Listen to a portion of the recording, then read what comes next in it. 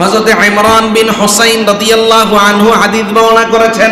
বুখারী, মুসলিম, মিশকাত তিন কিতাবে একই হাদিস উল্লেখ করা হয়েছে। নবীজি বলেন, ইন্নাল হায়া লা ইয়াতি বিখাইর, লজ্জাশীলতা কল্যাণ ছাড়া আর কোনো কিছুই নিয়ে আসে না।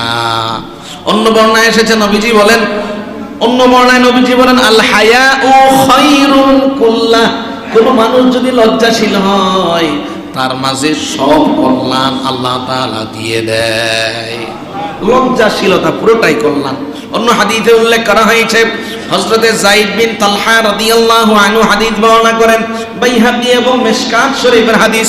রাসূল করিম সাল্লাল্লাহু আলাইহি ওয়াসাল্লাম বলেন, ইন্না লিকুল্লি দীনিন খুলুকা, প্রত্যেকটা দ্বীনের ধর্মের স্বতন্ত্র বৈশিষ্ট্য আছে।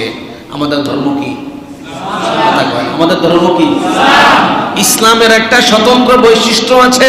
ওয়াখুলুকুল ইসলামি আল হায়া, সেই বৈশিষ্ট্য হলো বান্দা আল্লাহর প্রতি লজ্জাশীল হবে। আর লজ্জাশীলতা মানে আল্লাহ যাও পছন্দ করে বান্দা তার নিজের জীবনে বাস্তবায়িত হওয়া থেকে বিরত থাকে।